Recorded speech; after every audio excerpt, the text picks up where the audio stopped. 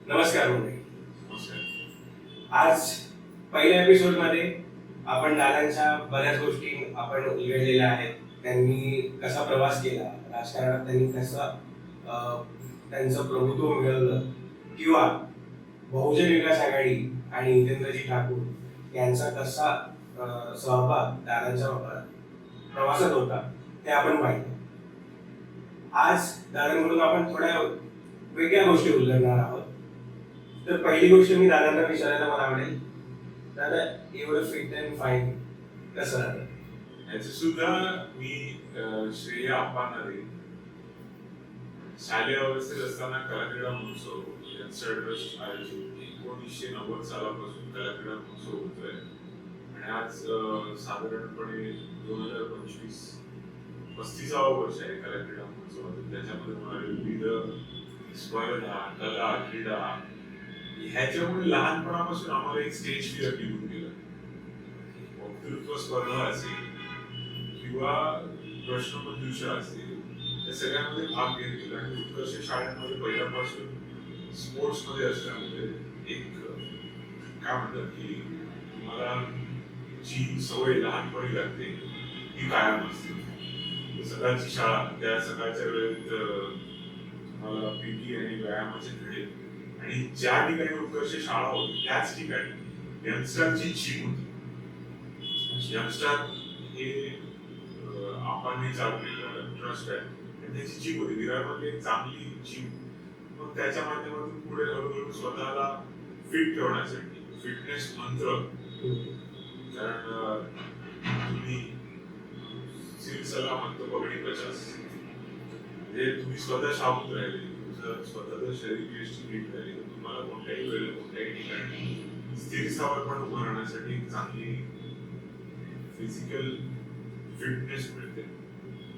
ते त्यानंतर मग हळूहळू 2010 पासून मेयर्स मॅरेथॉन, ते हितेंद्रजी ठाकूर आणि प्रथम महापौर राजेश पाटील यांच्या मार्गदर्शनाखाली मेयर्स मॅरेथॉन स्टार्ट झाली. मॅरेथॉनच्या आयोजनामध्ये नियोजनामध्ये सहभाग घेत गेलो आणि कुठेतरी त्या सगळ्या स्पर्धकांच्या जोडीला त्यावेळेला आपले मॅरेथॉनचे ब्रँड अँबॅसेडर होते मिलिंद सोमणजी. मिलिंद सोमणजींची भेट होत गेली त्यांच्याकडे आणि ते स्वतः एक फिटेस्ट पर्सन, आज मला वाटते वर्ष 55 असेल आणि त्यांच्या वेळा फिट माणूस कोणी नसेल तर त्याच्या पण फिटनेसचं गणित त्यांनी सांगितलं मॅरेथॉन आहे. कुठेतरी आम्ही सुद्धा तिथे मोटिवेट होत गेलो. मग हळूहळू आपली विराटनगर, विरार पश्चिम, एकता दौड असेल, विरार रन असेल आणि मग त्या सगळ्या आयोजना नियोजनामुळे स्वतःला फिट ठेवणं, हळूहळू मी सुद्धा त्याच्यामध्ये थोडा सहभाग. मग सहभाग घेऊन तुम्ही किती किलोमीटरचे मॅरेथॉन केलेले आहे? मी फुल मॅरेथॉन रनर आहे, मी हाफ मॅरेथॉन रनर आहे. आपली वसई विरार शहर महानगरपालिकेची जी मॅरेथॉन आज दुःख आहे ती बंद झाली, पण त्या मॅरेथॉनमुळे माझ्यासारखे अनेक उदयोन्मुख खेळाडू यायला लागले. मुंबई मॅरेथॉन ही इंटरनॅशनल लेवल मॅरेथॉन आणि ती क्वालिफाय करायची असेल तर नॅशनल लेवलच्या मॅरेथॉन तुम्हाला रन करणं गरजेचं असेल. त्याचे टिप्स तुम्हाला कलेक्ट करायला लागतात आणि त्यानंतर तुम्ही कोणत्या नॅशनल किंवा इंटरनॅशनल मॅरेथॉनला जाऊ शकता.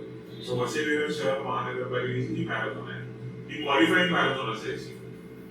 ही मॅरेथॉन मी केल्या, मुंबई मॅरेथॉन केल्या, पुण्याची केल्या, म्हणजे महाराष्ट्रातल्या जवळजवळ सगळ्या मॅरेथॉन, हाफ मॅरेथॉन 21 किलोमीटरच्या मी बऱ्यापैकी प्रयत्न केले पूर्ण करण्याचा. म्हणजे बराच तुमचा फिटनेसवर पण खूप तुमचा जोर असतो. आरोग्य धन संपदा. तर थोडंसं पुढे जाऊया आपण. सध्या इलेक्शनचा आपण म्हणतोय सगळा काळ आहे, तर जेव्हा तुम्ही प्रभागांमध्ये फिरतात सर्वप्रथम तर तुमचा प्रभाग कसा सुरू होतो, कसा आहे? साधारणपणे आपल्या प्रभागाची माहिती असते. त्या विराट पश्चिमेला प्रभाग क्रमांक 5, जो पूर्वीचा माझा असणारा 29, माझे शेजारी असणाऱ्या मंडळींचा 31, त्यानंतर 20 नंबर प्रज्ञाताई देसाई आणि 16 नंबर सगळे असे 4 वॉर्ड एकत्रितरित्या मिळून आजच्या घडीला वॉर्ड नंबर 5 तयार झाले. कारण आता नवीन जी पद्धती आहे ते एका वॉर्डमध्ये 4 नगरसेवक असणार आहेत आणि हा वॉर्ड आपला विरार स्टेशन राऊतवाडी, त्याची हद्द अशी आहे का वॉर्डच्या पूर्वेला रेल्वे लाईन, वॉर्डच्या पश्चिमेला हा आपला नारंगी बायपास रोड, जे मलांच किंबहुना मधुरम हॉटेल पासून ते ओल्ड विवा कॉलेज पर्यंतचा जो रस्ता, त्याच्या पूर्वेची पूर्ण बाजू ती वॉर्डमध्ये येते. राऊतवाडीच्या दिशेने फ्लायओव्हरच्या दिशेने जाणारा रस्ता, त्याच्या दक्षिणेची बाजू आणि शेवटचं टोक हे कारशेड, विराटनगर, शीतलबाग, गावठाण, मांद्रेवाडी, पुष्पानगर, श्रीपाल कॉम्प्लेक्स, स्वाद हॉटेलची गल्ली, तेथील आपलं जहाज नाक्यापर्यंत आणि इथे एमडी स्ट्रीट ते विराट स्टेशन, जैन मंदिर रोड, राऊतवाडी हा सगळा विभाग हा वॉर्ड क्रमांक 5 मध्ये येतो.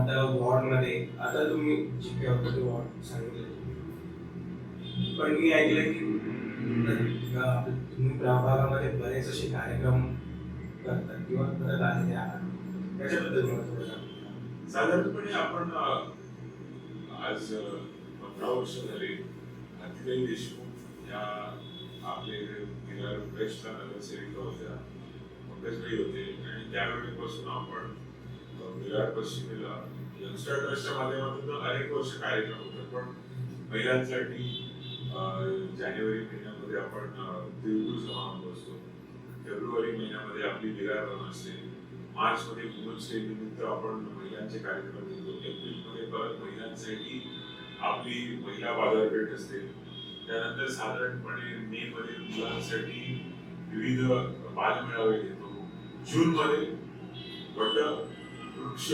वटपौर्णिमेला वटवृक्ष न कापता 6 जून हा एन्व्हायरमेंटल डे आहे, त्या दिवशी आपण जागतिक एन्व्हायरमेंटल डेच्या दिवशी आपण आपल्या विभागामध्ये किंवा जे एरियाज असे आहेत की जिकडे झाडं लावायला जागा अवेलेबल आहे तिकडे आपण ट्री प्लांटेशन घेतो. जुलै महिना हा थोडा शाळांच्या ऍडमिशन, कॉलेजच्या ऍडमिशनचा महिना आहे, त्यावेळेला आपण दाखले शिबिर ओबीसी, एससी, एसटी किंवा रहिवासी दाखले तहसील आणि प्रांत कार्यालयाकडून जे लागतात त्याचं शिबिर घेतो. ऑगस्ट महिन्यामध्ये 15 ऑगस्टच्या आजूबाजूला आपण मेडिकल कॅम्प किंवा ब्लड डोनेशन कॅम्प घेतो. सप्टेंबर महिन्यामध्ये परत क्रिकेटचे किंवा इतर काही सामने घेतो. ऑक्टोबर मध्ये परत नवरात्राच्या आजूबाजूला आपण नवदेवी दर्शनाचा कार्यक्रम घेतो. डिसेंबर महिन्यामध्ये क्रिसमस ह्याच्यामध्ये आपण नाताळ गोष्ट स्पर्धा किंवा लहान मुलांसाठी बालमेळा, 12 महिन्यामध्ये मिनिमम आपण 12 कार्यक्रम तरी विविध ठिकाणी विविध ह्याच्यामध्ये आपण आपल्या करत असतो. आणि यंगस्टर ट्रस्टच्या माध्यमातून वर्ल्ड रेकॉर्ड आहे, आपण 250 कार्यक्रम वर्षभर करतो. आणि छोटा महिना मोठा सगळ्यात किती दिवसात असतो? 28 दिवसाचा. तर त्या 28 दिवसामध्ये आपण 35 कार्यक्रम करतो. सो हे लोकनेते हितेंद्रजी ठाकूर यंगस्टर ट्रस्ट यांचं श्रेय आहे, त्यांच्यामुळे आपण करू शकतो. बाकी कार्यकर्त्यांच्या बळावर, म्हणजे स्पर्धकांच्या बळावर, म्हणजे प्रायोजकांच्या बळावर, म्हणजे पूर्ण आपला जो विभाग आहे त्याच्यामध्ये काही ना काहीतरी ऍक्टिव्हिटीज चालू असतात. दरवर्षी दर महिन्याला आपल्या कार्यकर्त्यांच्या माध्यमातून चांगल्या पद्धतीने हे कार्यक्रम आपण राबवत असतो. विराटची ही स्पर्धा त्याला बऱ्यापैकी मुंबई, पुणे सगळीकडून आपण ओपन ठेवलेली असल्यामुळे महाराष्ट्रभरातून त्याला स्पर्धा घेतली. दादा तुमचं हे तर काम आहेच, म्हणजे एका घटनेची आठवण करून देतो, म्हणजे ती घटना आणीबाणी म्हणू शकतो.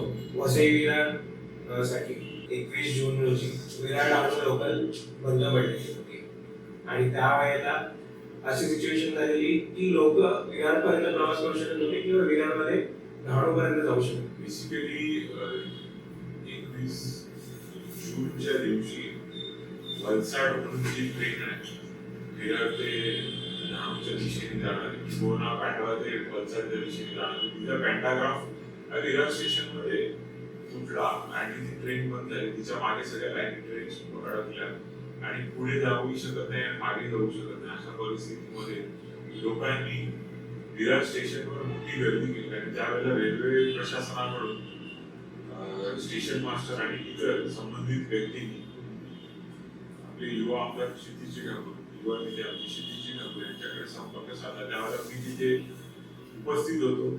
मी स्वतः रेल्वे स्टेशनवर रेल्वे स्टेशन मास्टरांशी संपर्क केला की अशी आणीबाणीची परिस्थिती असताना तुम्हाला जे काय सहकार्य लागेल, मग त्यावेळेला रोरो बोट सर्व्हिस सफाळ्याच्या दिशेने जाणारी हा एक पर्याय उपलब्ध होता. पावसाळ्याचा महिना होता.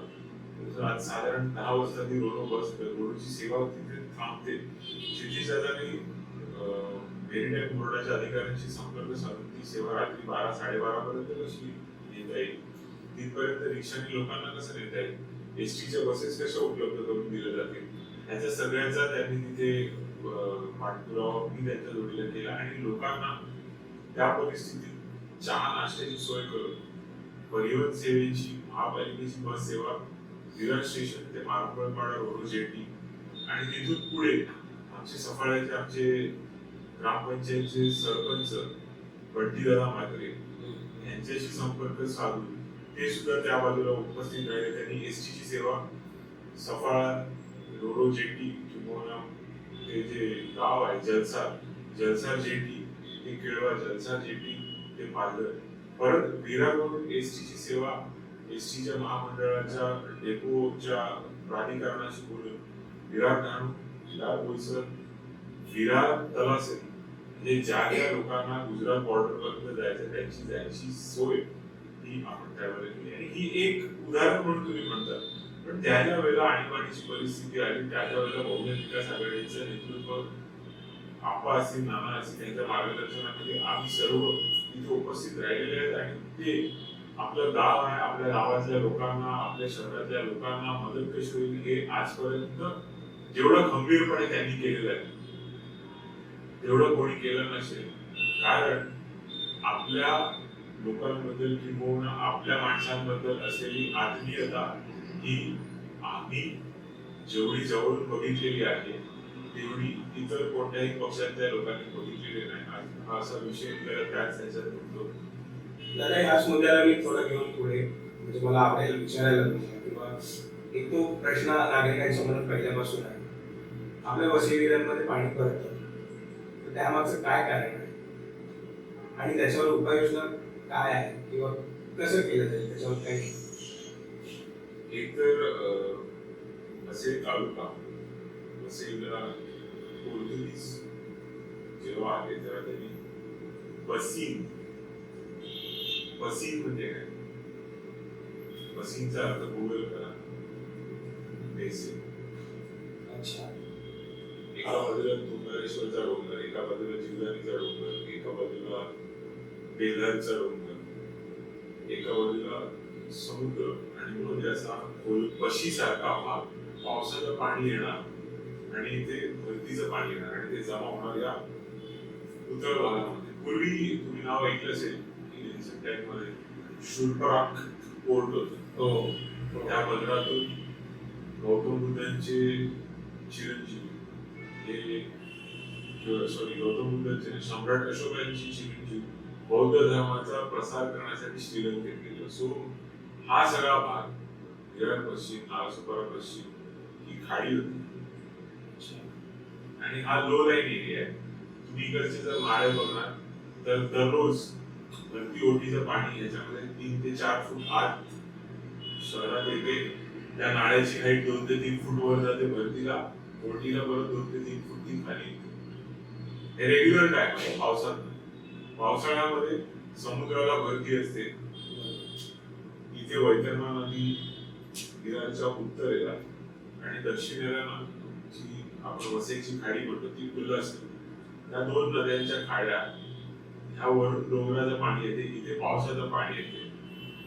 ओके.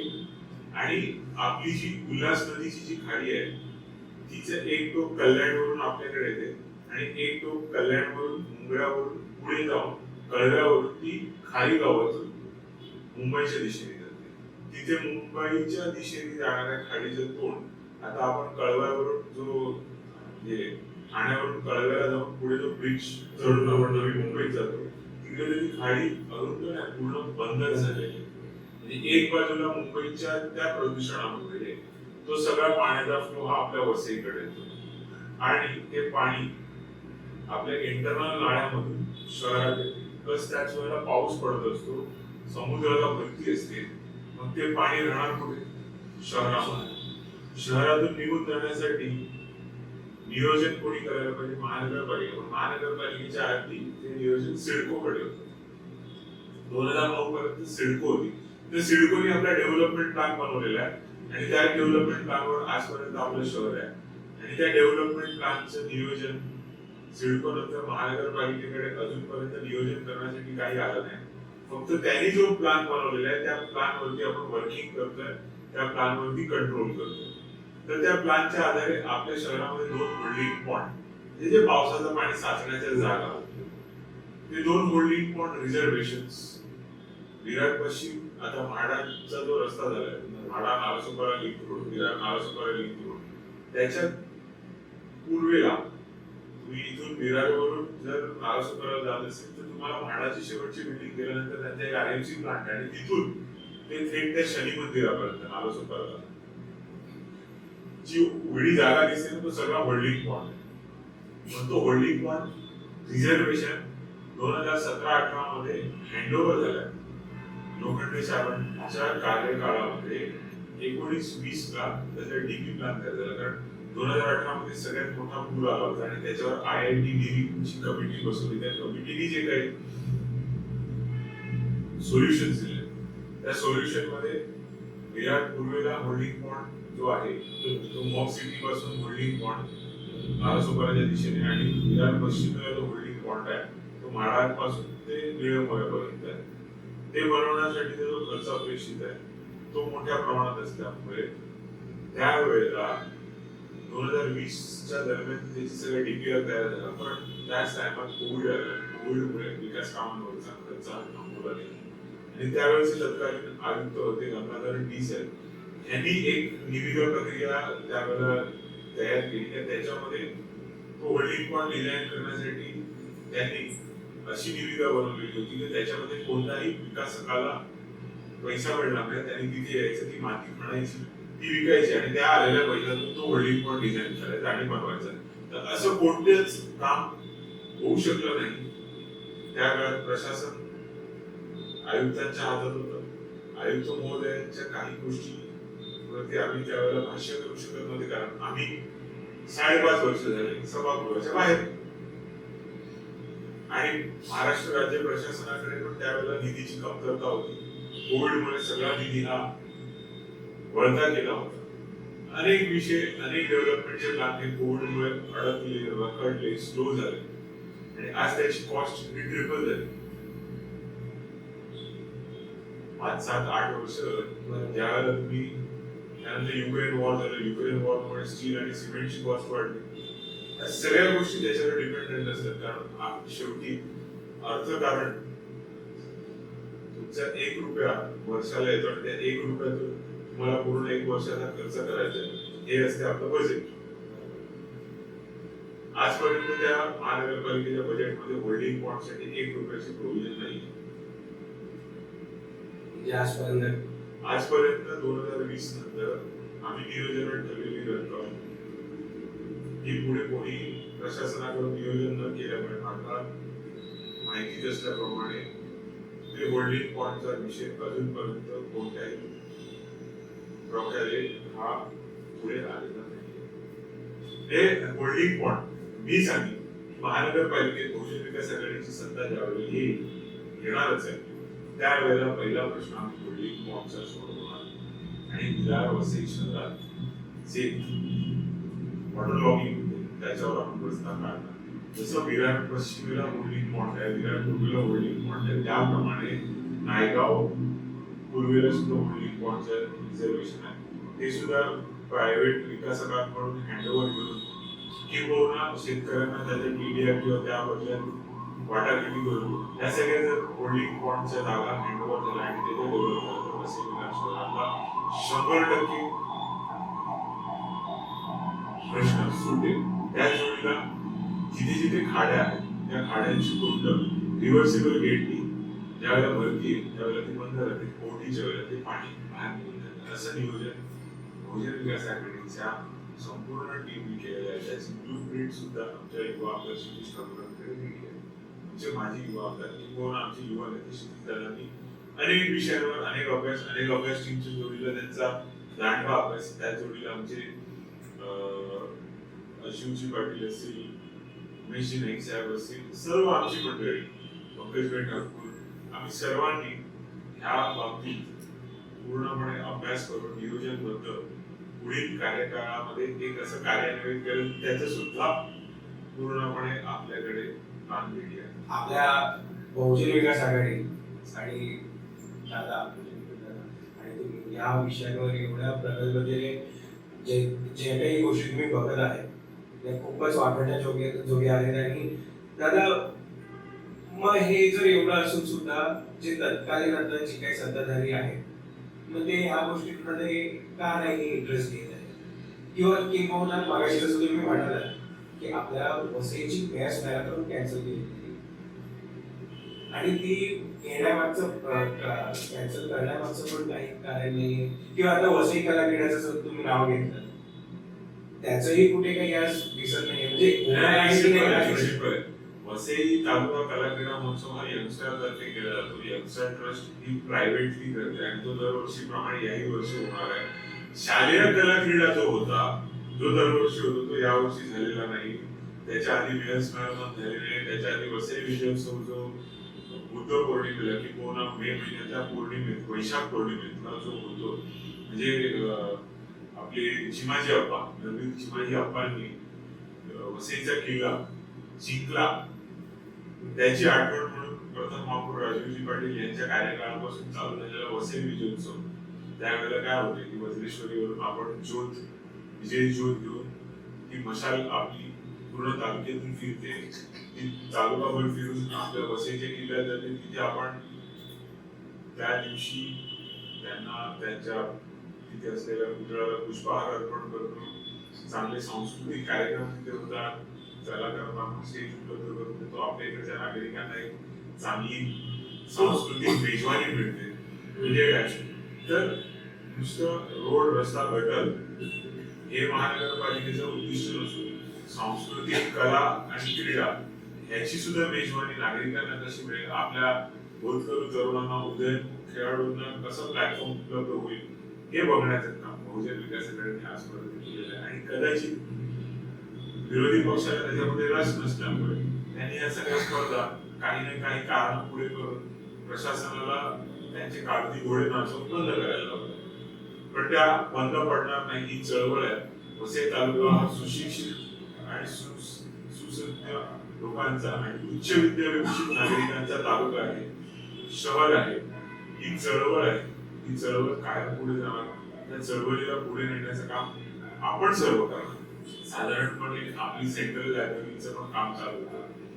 सेंट्रल लायब्ररी आहे विरार पश्चिमेला असलेलं आपलं मोठं महानगरपालिकेचं जे आपण मुख्यालय बघतो ते 2015ला आम्ही भूमिपूजन केलं आणि ते प्रशासकीय कार्यकाळात कोविडमुळे ते लांबलं आणि त्याचं उद्घाटन न करता त्या वास्तूमध्ये काम चालू होतं. तसंच प्रभाग समिती वचं कार्यालय विराटनगर विभागामध्ये आहे. ते सुद्धा 2019-20ला त्याचं संविधानामधून घेतली. कोविडमुळे थोडं लेट झालं. 21-22 मध्ये त्याचं काम चालू झालं आणि आज 25 मध्ये ते सुद्धा कार्यालय चालू मुलं जाऊन शिकू शकतील, त्याचा अभ्यास करू शकतील. जसं विराट पूर्वेला अभ्यासिका आहे तशी पश्चिमेला अभ्यासिका त्याच्यामध्ये डिझाईन केली. म्हणजे ही मुलांसाठी किंवा समाजाचा आपण काहीतरी देणं लागतो. म्हणजे नगरपालिके महानगरपालिकेकडून असलेली ही चळवळ आहे. तुम्ही एवढ्या सगळ्या गोष्टी सांगितल्या त्याच्यावर नियोजन केलेली आहे. मला सांगा, आज तुम्ही पुढील 20 वर्ष कसं बघता?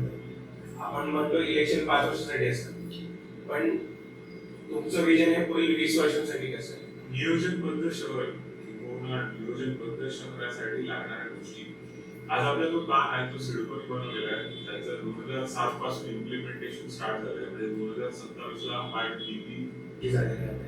त्याने मानसिक संतुलन माणसाचं बिघडलेलं, सगळ्यात बऱ्याच गोष्टी झालेल्या आहेत. आणि त्या वयात पण आर्थिक त्याला ग्राउंड लेवलला काम करत होते. भीती नाही वाटली? पहिला प्रश्न हा असं. 23 मार्च 2020 नगरसेवक पद होतं आणि त्याच वेळेला आपले जिल्हाधिकारी डॉक्टर कैलास शिंदे सर हेच आपले आयुक्त होते. त्यांच्याकडे अतिरिक्त पदभार होता वसई विरार शहर महानगरपालिकेचा. 9 एप्रिल 2020ला गंगाधर टी गंगाधर हे आपल्याकडे आयुक्त म्हणून स्वतंत्र पदभार घेऊन आले. डायरेक्ट आयएस अधिकारी, कुठेच बाहेर जायला परवानगी नव्हती, काय नव्हती. पण डॉक्टर कैलास शिंदे सर आयुक्त होते आणि ते जिल्हाधिकारी पण होते. त्यांच्याशी समन्वय साधून आपण क्षितिजांच्या मार्गदर्शनाखाली त्यावेळेला आणीबाणी सेवा किंवा मूलभूत सेवांचा एक पास त्यावेळेला दिला जायचा, अन्नधान्य पोहोचवण्यासाठी, औषध सेवा पोहोचवण्यासाठी. तो त्यावेळेला मिळाला. लोकांच्या गरजेच्या वस्तू घरपोच करणं बहुजन विकास आघाडीच्या माध्यमातून आम्ही सर्व युवा नगरसेवकांनी क्षितिजांच्या नेतृत्वाखाली चालू केलं. त्यावेळेला अन्नधान्याचे पॅकेट्स रेशनिंग म्हणून मिळणारं धान्य हे लिमिटेड होतं. त्यावेळेला कांदे बटाटेचे पॅकेट्स करून आम्ही लोकांपर्यंत पोहोचवत होते. ज्यांच्या घरामध्ये काहीच शिजवायला नव्हतं तिथे जीवदानी मंदिर ट्रस्ट मार्फत जेवण पोहोचवत होते. आणि त्या काळात अनेक सेवा, मग त्यावेळेला तो एरिया डिसइन्फेक्ट करायला लागायचा. जर तिथे एखादा कोविडचा रुग्ण आढळला तर त्या डिसइन्फेक्शन किंवा डिसइन्फेक्ट करण्यासाठी एक केमिकल दिलं जायचं आणि ते केमिकलनी तो एरिया डिसइन्फेक्ट केला जायचा. त्याच्यासाठीची मशिनरी सुद्धा बहुजन विकास आघाडीने स्वतः वैयक्तिकरित्या विकत घेतली आणि आपापल्या कार्यकर्त्यांमार्फत आम्ही ती तो एरिया डिसइन्फेक्ट करत होतो. मी स्वतः महानगरपालिकेने ती मशीन आणली होती ट्रॅक्टरच्या ह्याच्यावर आणि ती फवारणी करायची. मी स्वतः सायकलवर अख्खा वसई विरार जिथे जिथे माझे मित्रमंडळी होते त्यांच्यापर्यंत ती पोहोचवण्याची मदत करत होतो. माझा एरिया माझ्या मित्रांच्या जोडीला, माझ्या सहकार्यांच्या जोडीला, माझ्या पालघर डिस्ट्रिक्ट हाऊसिंग फेडरेशनचे असतील, बहुजन विकास आघाडीचे असतील, सेवाभावी संस्थेचे असतील, गणेश मित्र मंडळ असतील, नवरात्रोत्सव मंडळ असतील, महिला मंडळ असतील, त्यातल्या युवक युवतींचा असा हे करून आम्ही तिथे त्या सेवा देत होतो. आणि त्या देत असताना कुठेतरी डोक्यामध्ये भीती असायची. पण तू म्हणालास तसं सकाळी चांगल्या मोकळ्या हवेत वॉक करायचो, चांगला व्यायाम करायचो आणि रोगप्रतिकार शक्ती वाढवून मग कामाला लागायचो. मानसिक आणि शारीरिक दृष्ट्या सक्षम राहून लोकांची सेवा करण्याचा प्रयत्न केला. त्यामध्ये आप्पा आणि नानाच्या मार्गदर्शनाखाली कोविड काळामध्ये ज्यावेळेला व्हॅक्सिनेशन स्टार्ट झालं तर लोकांना, सिनियर सिटीजनना व्हॅक्सिनेशन मिळण्यासाठी महानगरपालिकेच्या माध्यमातून शिबिर किंवा कॅम्प कशी घेता येतील. मग काही सिनियर सिटीजन घरापर्यंत त्यांच्या जाऊन बसमध्ये व्हॅक्सिनेशन कसं करता येईल त्यासाठी बस परिवहनच्या घेऊन त्याच्यामध्ये व्हॅक्सिनेशन ड्राईव्ह घेतले महापालिकेच्या माध्यमातून. फेडरल बँक असेल आणि इतर काही पतसंस्था यांच्या माध्यमातून एटीएम आपल्या जागे, एटीएम बँक्स ज्या आहेत त्याच्यामध्ये एटीएम मशीन्स लावून सोसायट्यांमध्ये जाऊन त्यांना कसं ते कॅश किंवा काय त्यांची उपलब्धता करून देते त्याचा प्रयत्न केला. अनेक सेवा अनेक ह्या काळामध्ये कशा देता येतील त्याच्यासाठी आप्पा आणि नानांच्या मार्गदर्शनाखाली महापालिका प्रशासनाशी जिथे वाटाघाटी करायची तिथे वाटाघाटी, जिथे भांडायच्या तिथे भांडले सुद्धा. कारण त्यावेळेला ऑक्सिजनचा तुटवडा होत होता. ऑक्सिजन वरती कंट्रोल हा राज्य शासनाचा होता आणि ठाणे जिल्ह्याच्या बाजूला असलेला पालघर जिल्हा याच्याकडे पूर्ण दुर्लक्ष होत होतं. त्यावेळेला त्यावेळेचे नागरी पुरवठा मंत्री जितेंद्र आव्हाड साहेब होते. त्यांच्याशी वेळ पडले त्यावेळेला आप्पा नानांच्या मागे लागून भांडायच्या वेळेला त्यावेळेला आम्ही भांडले सुद्धा. आपल्या ऑक्सिजनचे टँकर ठाणा रायगडला पळवले जात होते. त्यावेळेला कलेक्टर साहेबांच्या मदतीने ते राखीव ठेवून आपल्याकडे कसे करता येतील. आणि त्याच वेळेला तोक्तेसारखं वादळ सुद्धा आलं होतं. अनेक गोष्टी संकट आपल्या छातडावर नाचत होती. पण त्यावेळेला सुद्धा खंबीरपणे उभं राहण्याची ताकद आम्हाला आप्पा नाना यांनी दिली. क्षितिजांच्या नेतृत्वाखाली सिद्धार्थ असेल, मी असेल, सगळी युवा मंडळी ही पूर्ण होती. सेवा देत राहिलो. कुठे काही ठिकाणी 100% पोहोचू शकलो नाही. पण डॉक्टर नितीन जोरवे सारखे निदान यांच्या माध्यमातून लोकांपर्यंत मोफत सेवा सुद्धा देत गेलो. स्वतःचा जीव त्यांच्या टीमनी जोखमीत घालून लोकांचे जीव वाचवले. अनेक विषय आहेत, अनेक गोष्टी आहेत. दुःखद घटना पण त्यात काही घडल्या. आमचे जवळचे सहकारी डॉक्टर हेमंत पाटील माजी नगरसेवक हे कोविड मध्ये लोकांना सेवा देत असताना स्वतःचा जीव त्यांनी त्याच्यात गमावला. आज त्यांचं कुटुंब, त्यांचा मुलगा असेल, त्यांच्या वाईफ असतील, हे आज सुद्धा वसईमध्ये वैद्यकीय सेवा देतात. म्हणजे अशी अनेक ज्वलंत उदाहरणं आमच्या डोळ्यासमोर आहेत की आपांच्या कार्यकर्त्यांनी सेवा देत असताना स्वतःच्या जीवाची सुद्धा पर्वा केली नाही. आणि हेच आपांच्या यशाचं सगळ्यात मोठं श्रेय आहे की आपांसाठी काहीही, कधीही आणि केवळ कोरोनामध्ये जेव्हा लोक आपला जीव वाचवत होते तेव्हा तुम्ही लोकांचा जीव कसा वाचेल यावर काम करत होता. बघा, देवाने दिलेला एकच आयुष्य आहे आणि त्या आयुष्य जर तुमच्या आजूबाजूच्या लोकांच्या उपयोगी आलं, त्यांच्या सद्कामी लागलं, तर तेव्हा पूर्ण करायचं. हे शिकवण आम्हाला आमच्या घरात हे बाळपण मिळालेलं आहे. आणि पहिली इंटरव्ह्यू झाली त्याच वेळेला म्हटलं की आमच्या आजोबांपासून मास्टर भाऊ ठाकूर, आमचे आजोबा हे विरार शहराचे प्रथम नगराध्यक्ष होते. आप्पा आमदार होते. विरार शहर महानगरपालिकेचे नाना प्रथम महापौर होते. ह्या सगळ्या गोष्टी आम्ही समाजाचं काहीतरी देणं लागतो. आणि अशी ज्यावेळेला बिकट परिस्थिती येते त्यावेळेला संकटाला तोंड देण्याची ताकद आम्हाला त्यांच्याकडे होती. खूप संघर्ष आणि वेळेला कसं उपलब्ध होता येईल लोकांसाठी, लोकांच्या सेवेसाठी हे शिकायला आपल्याला दादांकडून मिळतं. आणि दादांचा हा खूप मोठेपणा आहे की ते श्रेय सगळ्यांना आपण कोणाला देतो? आमच्या वरिष्ठांचं आहे. कारण बघा, जे काही आहे ते त्यांच्याकडून आलेलं आहे. जी काही आजपर्यंत आम्हाला ताकद मिळालेली आहे, जी स्ट्रेंथ मिळालेली आहे, जी ओळख मिळालेली आहे, ती आमच्या पुढे विकासाकडे परिवारामुळे मिळालेली आहे. ते पूर्णपणे त्यांचं आहे. त्याला वेळेचा अभाव आणि तुम्हाला असलेली पुढची कामं, त्यामुळे आता आपण सध्या इकडे थांबूया. पण पुढच्या एपिसोडमध्ये मला अजून तुमच्याकडून बऱ्याच गोष्टी जाणून घ्यायच्या. तर नेक्स्ट एपिसोडमध्ये आपण बऱ्याच गोष्टींचा उलगडा करूया आणि ओके पुढे कसं काय आहे. परत एकदा नाताळच्या आणि ह्या फेस्टिव्ह सीझनच्या compliments of the seasons once again merry Christmas, happy Christmas. नाताळच्या हार्दिक शुभेच्छा. लोकनेते माननीय श्री जितेंद्रजी ठाकूर, प्रथम महापौर राजेशजी पाटील, युवा नेते क्षितिजी ठाकूर, प्रथम महिला महापौर प्रमिलाताई ठाकूर व बहुजन विकास आघाडीच्या संपूर्ण परिवारातर्फे सर्वांना नाताळच्या शुभेच्छा. धन्यवाद. खूप खूप धन्यवाद.